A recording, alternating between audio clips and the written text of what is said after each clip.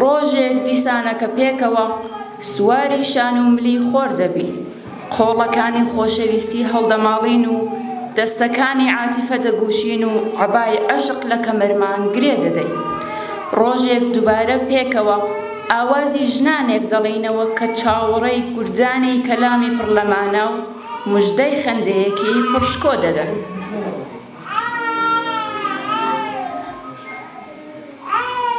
ئامادە بوانی بەڕێز میوانانی خۆشەویست هاوڕێیانی پێشمەرگە، سڵاوێکی گرمتان پێشکەش و بەخێر بێن. ئەمڕۆ سێشەممە هەفتەی مانگی ڕەشەممە بەرابەرە لەگەڵ 8 مارسی ڕۆژی جیهانی ژن.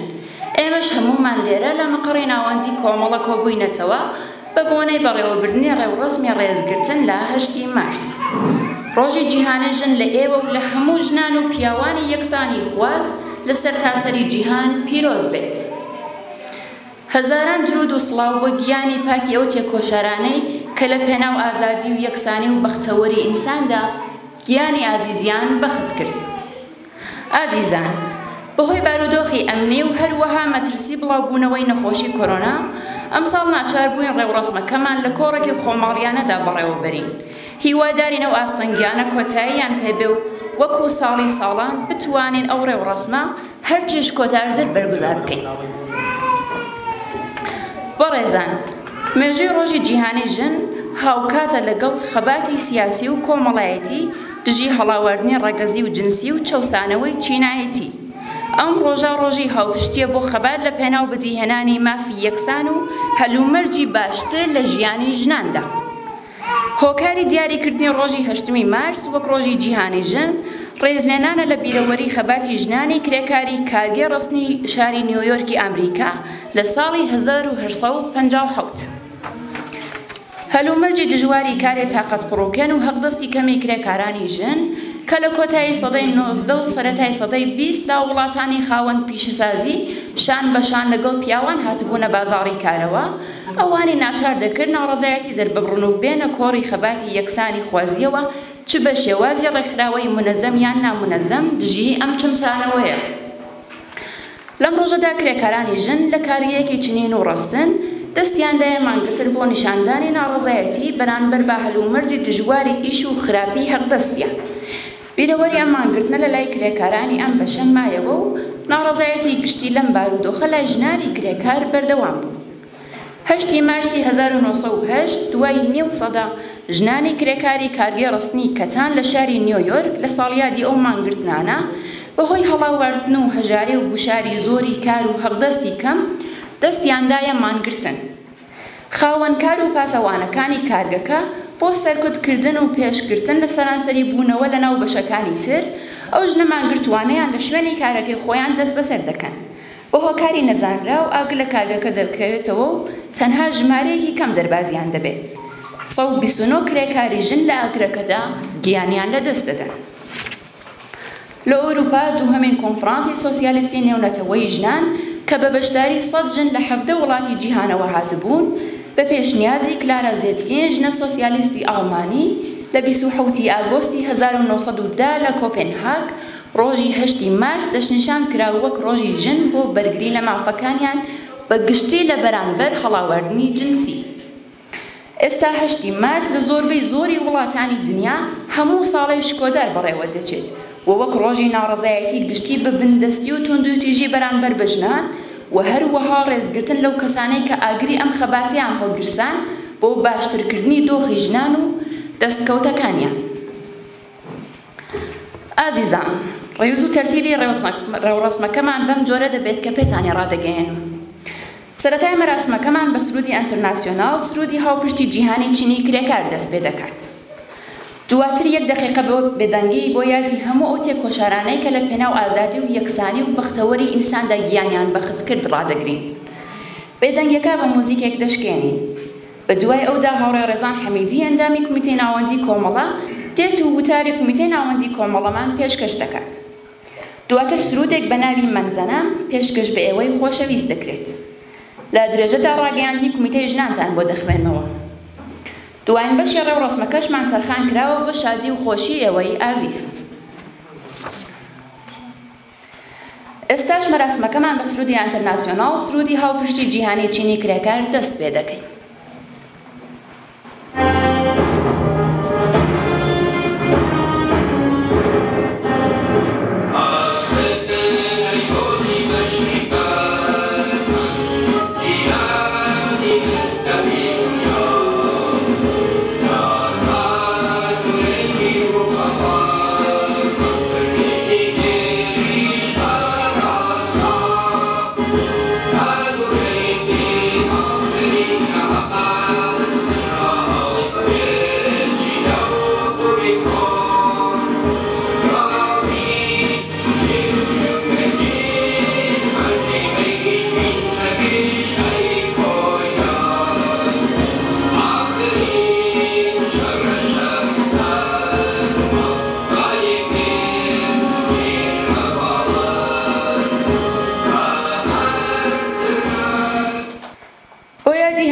کۆشەرانەی کە لە پێناو ئازادی و یەکسانی و بەختەوەری ئینساندا گیانی عزیزیان بەخت کرد 1 دقیقە بەدەنگی ڕادەگرین.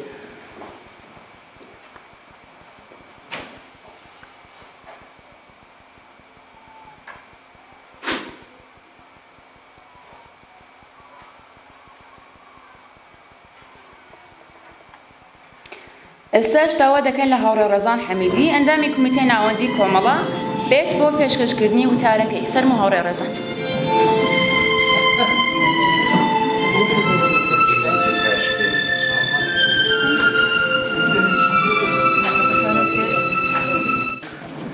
ئامادەبوانی بەڕێز سلااوکی گەرمتان پێشکەش لەلایەن کۆمیتەی ناوەندی کۆمەڵەوە پڕ بەدڵ بەخێرهاتنتان دەکەم. زۆر سپاس بۆ بەشداریتان لە ڕێوڕسمی 8 مارس ڕۆژی جیهانی ژن لە مەقڕی ناوەندی کۆمەڵە. ڕۆژی جیهانی ژن لە ئێوە و لە هەموو ژنان و پیاوانی یەکسانی خواز لە سەرتاسەری جیهان پیرۆز بێت. هەزاران درود و سڵاو بۆ گیانی پاکی ئەو تێکۆشەرانە کە لە پێناو ئازادی و یەکسانی و بەختەوەری ئینساندا گیانی ئازیزیان بەخت کرد. درود و سڵاو دەنێرین بۆ ئازیزانەی کە لە ناوەوەی ئێران بۆ ئێرانە بەرەنگاری یەکێک لە دزێوترین دەسەڵاتدارانی دژبەژن لە جیهان دەبنەوە و بەرگری لە ماف و ئازادی خۆیان دەکەن. هەر لێرەدا با یادێ بکەین لەو ژنانە کە بەتایبەت لە 1 ساڵی ڕابردوودا کەوتنە بەر ڕقی نەفرەت لێکراوی ناموس پەرستی و لە مافی ژیان بێبەشکران.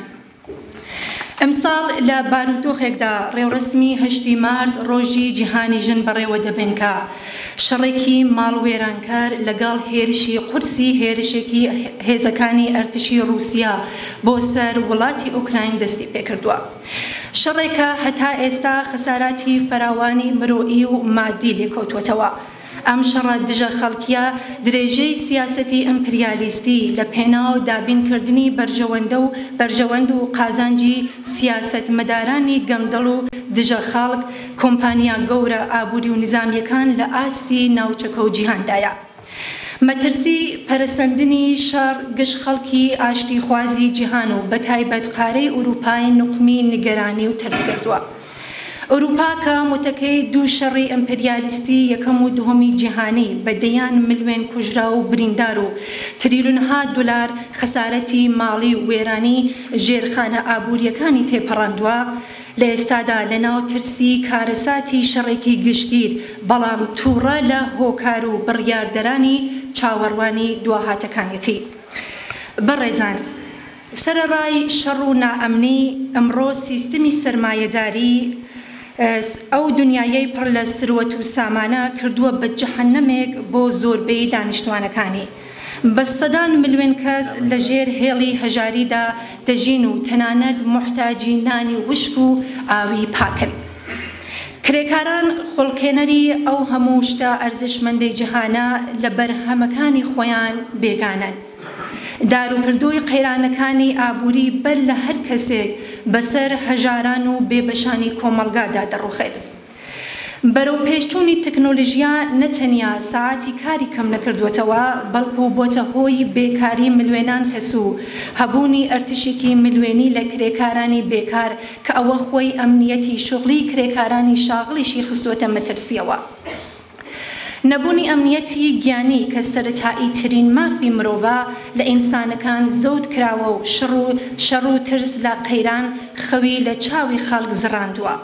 نظامێکە جگە لە بەدەستهێنانی داهات بیر لە هیچ شتێکی دیکە ناکاتەوە، بێبەزەیانە ژینگە لە ناو دەبات و تەنانەت ئینسانەکان لە هەڵمژینی هەوایەکی پاک بێبەش دەکات.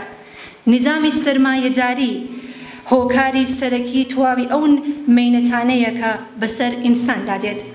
ئازیزان، ئەگەر جوان بە دەوروبەرمان بڕوانین دەبینین کە ژنان لە هەموو شوێنێکی ئەم دنیایەدا لە ڕیزی یەکەمی قوربانیانی ئەو نظامە دژە مرۆڤیەدان. ڕێژەی لە ڕادەبدەری ژنانی بێکار و پەرەسەندنی هەژاری و فەقر لە نێو ژناندا بەرهەمی ئەو نظامە گەندەڵەیە. زۆربەی مینەتەکانی وەکو کێشە کۆمەڵایەتیەکان، لەشفرۆشی، گیرۆدەبوون بە مادە هۆشبەرەکان، توندوتیژی لە نێو بنەماڵەدا، پیا و سالاری و دەیان مینەتی دیکە سەرەتا بەسەر ژناندا دەڕوخێت. بەڵام لە ئێرانی ژێر دەسەڵاتی کۆماری ئیسلامیدا گۆیا ئەم گشتە مینەتە بەس نین. دەوڵەت و یاساکانیشی بەدانانی سەدان یاسا و ڕێسای کۆنە پەرستانە کێشە و گرفت بۆ ژنانی کۆمەلگا دوو هێندە دەکاتەوە. کۆماری ئیسلامی بێڕێزی و بێمافی ژنانی یاسایی کردوێتەوە. لە تواوی یاساکانی ئەو ڕژیمە ژنان نیوەی پیاوان هەژمار دەکرێن. هاوسەرگیری منداڵان یاسایی و لەشفرۆشی لەژێر ناوی سیغا پەرەپێ دەدرێت.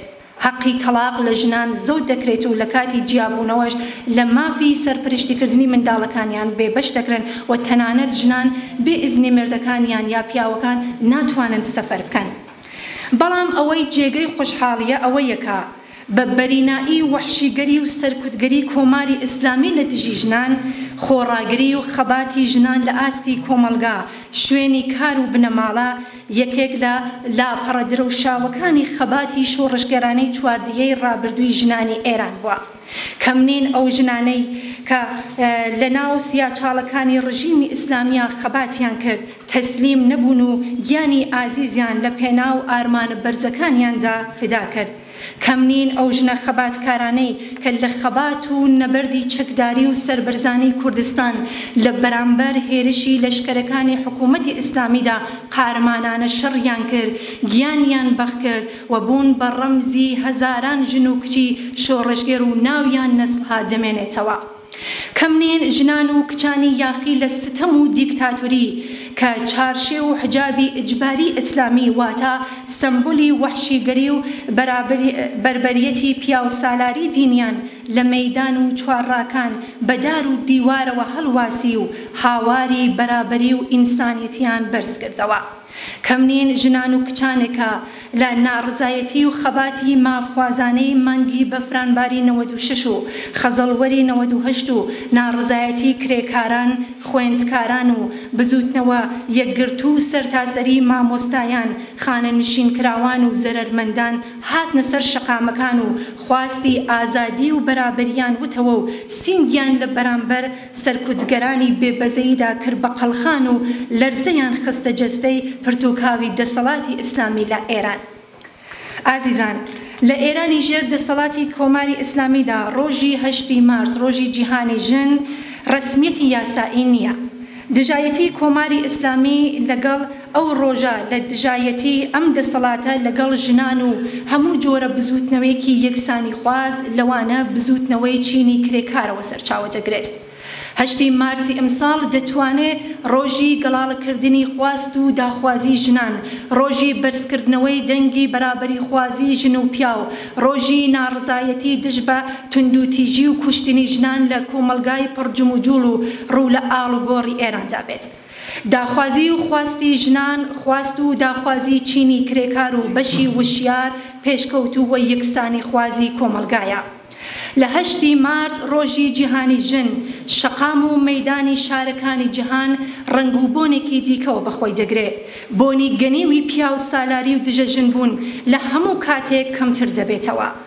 لەو ڕۆژەدا ئەرتشی ژنان و پیاوانی کرێکار، مرۆڤی ئازادی خواز و بەرابەری تەڵەب، کۆمونیست و سۆسیالیستەکان بە بەشداری و حرەکەت لە ڕیزی یەکگرتوودا دەنگی ناڕزایەتی خۆیان دژ بە نیزامی هەڵاواردنی سەرمایەداری هەڵدەبڕن و جیهانێکی بەدوو لەستم و سەرکۆت جیهانی سوسیالیزم کە تێدا ڕزگاری ژن بە تواوی وەدیدێت مزگەنی دەدەن. دژایەتی لەگەڕ شەڕی کۆنەپەرستانەی ئێستا لە ئۆکراین و خواستی ئاشتی و مەحکومکردنی دەسەڵاتی ئەمپریالیستەکانی پارێزەری ئەم شەڕە پێویستە لەسەرەوەی خواست و ناڕزایەتیەکانی ئەم ڕۆژەدا بێت. ئازیزان من قسە و باسەکانم بە شعرێکی کورد کۆتایی پێێنم. من دڵۆپم، کانیم، ڕووبارم، ژیانم، گیانم، ئەرێ من ژنم. ئەمڕۆ دڵۆپێکی پڕچاوم، ڕووبارێکی خۆشاوم، چی لەم پڕووکت و زەنجیرە لەژێر پێمدا دەیهاڕم. ئەمڕۆ هاتووم شەقامەکان ڕابماڵم، ئەمڕۆ هاتووم هەشتی مارشی ئەمساڵم بەرز بووکتم، بە زرمەی شوشەی ماڵی کام قورئان قایم و بەرزە بیچڕژێنم. ئەمڕۆ هاتووم دەستکەوتەکانم جەشن بگرم، سرودی نان و ژیان بڵێمەوە و دیسانەوەش بەرەنگاری هەڵاواردن چەوساندنەوە و دابوو نەریتەکان ببمەوە. جارێکی تر ڕۆژی جیهانی 8 مارس ئەم ڕۆژە شکۆدارە بە هەموو ژنانی جیهان بە تایبەتەوەی بەشداربوانی ئازیز پیرۆزبایی یەکەم هەر شاد و سەرکەوتوو بن.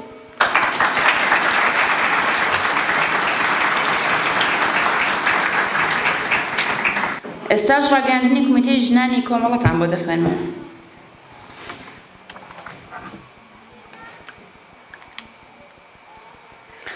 ڕاگەاندنی کۆمیتەی ژنانی کۆمەڵە بە بۆنەی 8 مارس ڕۆژی جیهانی ژن. بەرەو 110مین ساڵوەگەری 8 مارس ڕۆژی جیهانی ژن هەڵدەنگی خەباتی ژنان دەڕۆین. لە کاتێکدا بەرەو پیری ئەو ڕۆژە مێژوویە دەڕۆین کە سیستمی سەرمایەداری ئەو دنیا پڕە سەروەت و سامانەی کردووە بە جەهەنەمێک بۆ زۆربەی دانیشتوانەکەی. وە سەدان ملیۆن کەس لەو جیهانە لەژێر هێڵی هەژاریدا دەژین و پێویستیان بەنان و ئاو هەیە. کرێکاران خوڵخێنەری تەواوی داهاتە بە نرخەکان لەگەڵ بەرهەمی کار و تێکۆشانی خۆیان بێگانە کراون. ئاواری قەیرانەکانی ئابووری بەر لە هەر کەسێک بەسەر هەژاران و بێبەشانی کۆمەلگادا دەڕوخێت. بەرەو پێشچوونی تەکنۆلۆژی نەتەنیا سەعاتی کاری کەم نەکردوتەوە، بەڵکو بووەتە هۆی بێکاری میلیۆنان کەس و هەبوونی ئەرتەشێکی میلیۆنی لە کرێکارانی بێکار و ئەمنیەتی پیشەی کرێکارانی شاغڵیشی خستۆتە ژێر مەترسیەوە. نەبوونی ئەمنیەتی گیانی کە سەرەتاییترین مافی مرۆڤە لە ئینسانەکان زەوت کراوە و شەڕ و ترس لە هەڵگرسانی قەیران خەونی لە چاوی خەڵک ستاندووە. نزامێک کە جگە لە بەدەستهێنانی داهات بە هیچ شتێکی دیکە بیر ناکاتەوە و بێبەزەیانە ژینگە لە ناو دەبات و تەنانەت ئینسانەکان لە هەڵمژینی هەوایەکی پاک بێبەش دەکات. نظامی سەرمایەداری هۆکاری سەرەکی تەواوی ئەو مێنەتانەیە کە بەسەر ئینساندا دێت. بەڵام ئەگەر جوان بە دەوروبەرمانە و بڕوانین دەبینین کە ژنان لە هەموو شوێنێکی ئەو دنیایەدا لە ڕیزی یەکەمی قوربانیانی ئەو نیزامە دژە مرۆڤیەدان. ڕێژەی لە ڕادەبەدەری ژنانی بێکار و پەرەسەندنی هەژاری و فەقر لە نێو ژناندا بەرهەمی ئەو نیزامە گەندەڵەیە. لە زۆربەی مێنەتەکانی وەکو کێشە کۆمەڵایەتیەکان، لەشفرۆشی، گیرۆدەبوون بە مادە هۆشبەرەکان، توند و تیژی لە نێو بنەماڵەکاندا، پیاو سالاری و دەیان مێنەتی دیکە سەرەتا بەسەر ژناندا خراپ دەبێت. بەڵام لە ئێرانی ژێر دەسەڵاتی کۆماری ئیسلامیدا ئەو هەموو مێنەتە بەس نین، دەوڵەتیش بەدانانی سەدانی یاسا و ڕێسای کۆنەپەرستانە کێشە و گرفتی بۆ ژنانی کۆمەڵگا دوو هێندا کردوتەوە. کۆماری ئیسلامی بێڕێزی و بێمافی ژنانی یاسایی کردووە و لە تەواوی یاساکانی ئەو ڕژیمە ژنان نیوەی پیاوان هەژمار دەکرێن. هاوسەرگیری منداڵان یاسایی و لە شفرۆشی لەژێر ناوی سیغا پەرە دەدرێت. حەقی تەلاق لە ژنان زەوت دەکرێت و لە کاتی جیابوونەوەش لە مافی سەرپەرشتیکردنی منداڵەکان بێبەش دەکرێن. ژنان بەبێ ئیزنی پیاوان بۆیان نییە سەفەرکەن و لە بەرانبەر ئەو هەموو بێمافی و زوڵم و زۆرە هیچ ڕێگەیەک نەماوە جگە لە بەرگری و خەباتی بێوچان. بەو واتایە کە ژنانی ئێران لە ماوە 43 ساڵی ڕابردوودا بە سەربەرزیەوە گرتویانەتە بەر و لە زۆربەی بوارەکاندا ڕژیمی کۆماری ئیسلامیان ناچار بە پاشەکشە کردووە. لە سەرەتای بەدەسەڵات گەیشتنی ڕژیمی کۆماری ئیسلامی ژنان خەباتێکی بەرین و سەنگەر بە سەنگەریان دژی ئەو ڕژیمە و یاسا کۆنەپەرستانەی دەست پێکرد. لە زیندانەکانی ڕژیمدا دەنگی ئازادی خوازیان بەست کردەوە و یاسا کۆنەپەرستانەکانی ڕژیمیان بردە ژێر پرسیارەوە و بە چالشیان کێشە. لە ڕێزی پێشەوەی ئەو تێکۆشانەدا کرێکاران، خوێندکاران، خانەنشین کراوان و چین و توێژەکانی دیکەی کۆمەڵگا شان بەشانی پیاوان بەشداربوون و گوێری بەخۆوەبوون و وشیاری خۆیان پیشاندا. ئاستەنگیەکانیان تێپەڕاند و لە بوارەکانی زانست و فەندا گەیشتنە لووتکەی سەرکەوتن. دەرگای ناوەندە وەرزشەکانیان بەڕووی خۆیاندا کردەوە. حیجابی زۆرم لێیان وەلانە. زیندان و ئەشکەنجە و ئازار دران، بەڵام سەریان لە بەردەم زاڵمدا دانەنواند. ژنان بە لە پێشگرتنی خۆڕاگری بە هەمووانیان نیشاندا کە هیچ گۆڕانکاریەکی ڕادیکاڵ بەبێ بەشداری ئەوان ڕوو نادات.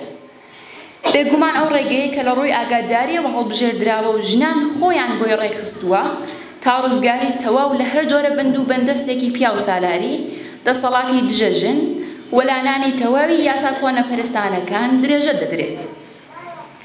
ئەو ئەزموونانەی کە لە ڕابردووەوە تا بە ئەمڕۆ لە بەردەستمانە دەبێتە سەرمایەیەک بۆ بەرەو پێشچوون. خەباتی ژنان لەگەڵ بزوتنەوە ڕادیکاڵەکانی نێو کۆمەڵگادا پەیوەند دەخوات و هێز و توانە لە یەک وەردەگرن تا بتوانن تەواوی پیسی و نجاسەتی نظامی کۆنەپەرستی کۆماری ئیسلامی لە داوێنی کۆمەڵگادا پاککەنەوە. ژنانی تێکۆشەر، ژنانی چەوساوە و ژنانی کرێکار ئەبێت ئەو داهاتووە لە بەرچاوی خۆیان ببینن و بۆ گەیشتن بەو ئامانجە بە تەواو هێز و توانایانەوە تێبکۆشن. لەگەڵ هاتنی ڕۆژی جیهانی ژن، ئەو ڕۆژە شکۆدارە بە تەواوی ژنان و پیاوانەی ئازاد و یەکسانی خواز پیرۆزبایی دەکەین. لەم ڕۆژەدا شان بەشانی تەواوی ئەو ئینسانانەی هاوچارە نووسمانن لەو مارسە جیهانیە بەشداری دەکەین و دەنگی ئازادی خوازی خۆمان بەرز دەکەینەوە. پیرۆز بێت 8 مارس ڕۆژی جیهانی ژنان، کومیتەی ژنانی کۆمەڵە 8 مارسی 2022.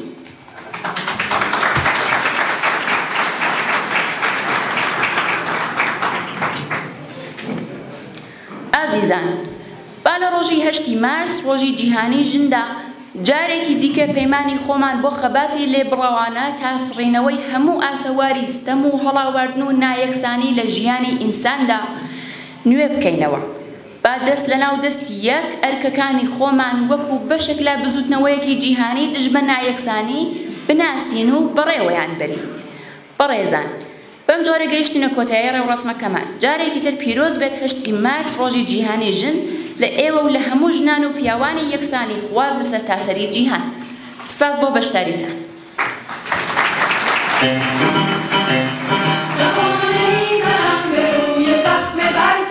فقط به حکم بودنم که من زنم چو هم صدا شویم و پا به پا